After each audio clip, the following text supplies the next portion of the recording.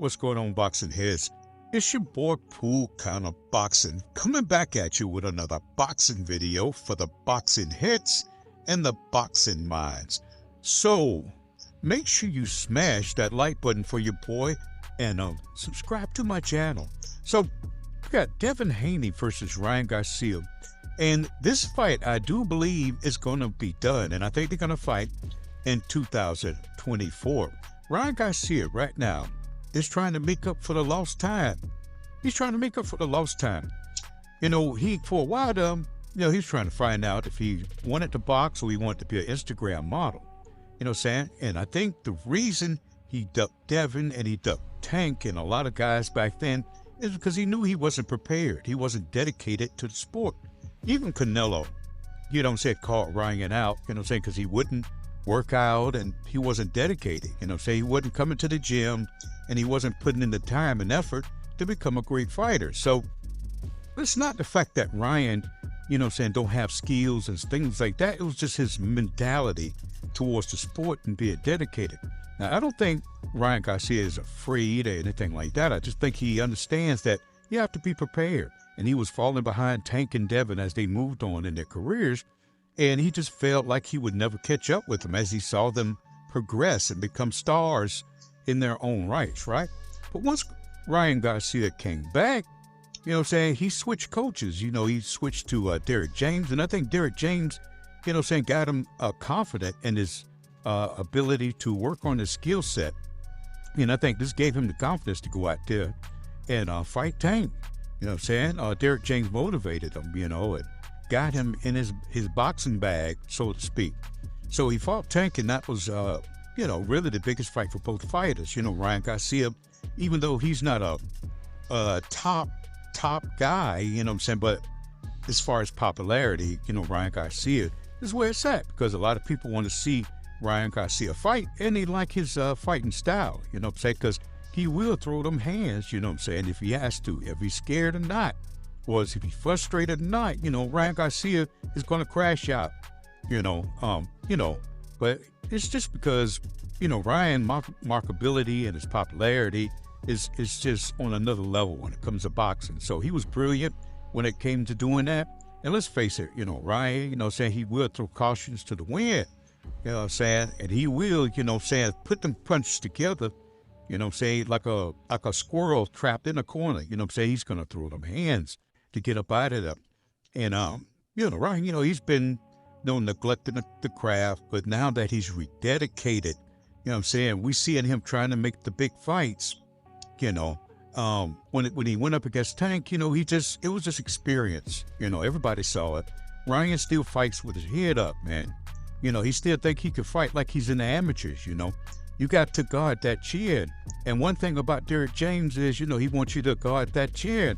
And, you know, Tank was setting traps for Ryan Garcia. He knew that it was going to be a learning curve for Ryan, you know, to get back into the game. But he went to the highest level when he fought Tank. And Tank wasn't worried because he already knew that Ryan had to, you know, get his chops back. And you don't get your chops back by fighting, you know, say the top guy at 135. So, you know, Tank just, you know, let him come to him when he got over aggressive, and he laid him down, you know what I'm saying? Knocked his ass out in the 7th round. You know, Tank, you know what I'm saying, with explosive feints, going underneath, going to Ryan's body, you know what I'm saying? It was a sight to see. You know, Tank got all kind of power. And when he was landing those shots, you know what I'm saying, Ryan Garcia, you could see physically, you know, he couldn't take the power of Tank Davis. And, you know, Tank, he's so crafty, you know, you can never tell what he's doing, you know. And I think Ryan, he just, you know, got tired of trying to box with Tank. And I think the anxiety and the impatience and the inexperience made him crash out. And that's what I mean by crashing out. He started throwing and trying to pin Tank down and trying to rough him up. But, you know, Tank was cool. He's a real pro in the ring. And he just waited, you know, Ryan to have his tantrum, to throw his tantrum, and he just went to the body. And he banged him up out of there with a liver shot, you know what I'm saying, with a left hook to the liver, and that was all she wrote for Ryan Garcia. So with that first loss, it gives fighters an opportunity to to shake off, that undefeated reputation. So now you're free to go out there and try out other big fights. So Ryan is now trying to make that fight with Haney. And I think Devin Haney is on a whole nother level right now. Devin Haney has the momentum of being undisputed at 135, and man, he held it down. He went through the gauntlet, fighting Jorge Linares, fighting Jojo Diaz, and then, to top it off, he fought Lomachenko, which was a hard battle. But the thing is, people don't tell you that Devin dominated most of that fight with the body punching, man.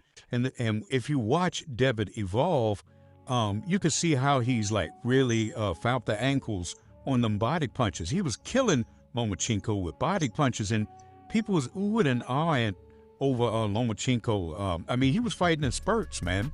And Devin was killing him with the jab.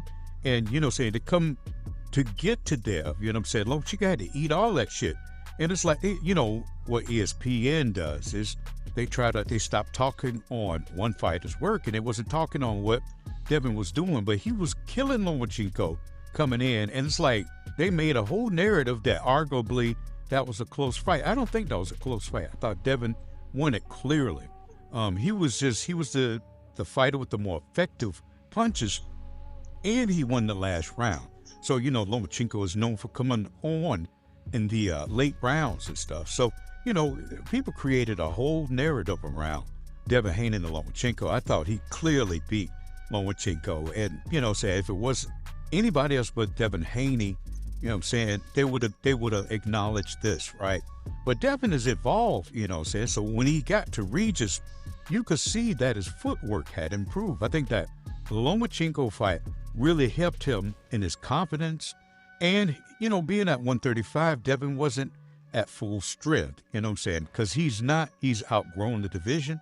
And you could see in the Regis fight how much more faster Devin footwork was. And you could see how stronger he was, because he was able to knock Regis down in the 6th round. The third and the 6th, knocked him down in the 3rd and stunned him in the 6th, let's put it that way.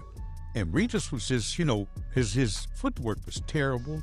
But, Devin showed that, he's a better fighter now. He's got so many different punch angles coming off that jab, When you get past the jab, he got that uppercut, and then he can move and punch, while he's in the ring. So for Ryan, that's going to be a problem, because Ryan, he likes to use his speed, freeze you, and to get you out of position and throw, open shots. And that's not going to work with Dev, because Dev is just as fast and he can punch on the move. And Ryan, that's going to be kind of hard unless he, sell out and try to get in and catch Devin with a big left hook, which we all want to see. What is going to happen if Ryan gets in a left hook and knock out, not knock out Devin, but just see how Devin will react to a left hook by Ryan Garcia. Ryan can really crack, man. And he has the confidence to do it. You see how he jumped on Tank, and he just went out on the shield. So, just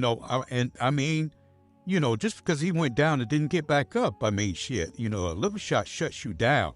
And Tank has power of a light heavyweight. So, he did good, man. So, and Ryan, he does a lot of that overextending, and we saw what happens when you overextend in boxing, and he knows that from the Tank fight against Oscar Duarte, that guy was just way too small, his feet were slow. So it was a showcase fight with Ryan. Same with Regis, but we saw the different arsenal that Devin Haney possessed, and I think Devin, due to Devin being a bigger fighter, due to him, just having more ring experience, beating Cambosos, going over to Australia, twice, beat the man in his own country. His footwork is more educated now. The punching angles that he creates using his fast feet, this is gonna make Ryan hesitate, to punch. And, and I think mentally he'll crumble under the development of Devin Haney's skills and things now, because Devin has evolved and advanced so much since his last fight, and Ryan getting back into the groove. And I just think he's outgrown Ryan Garcia for right now. But I think Ryan will catch up if he stay in the game long enough.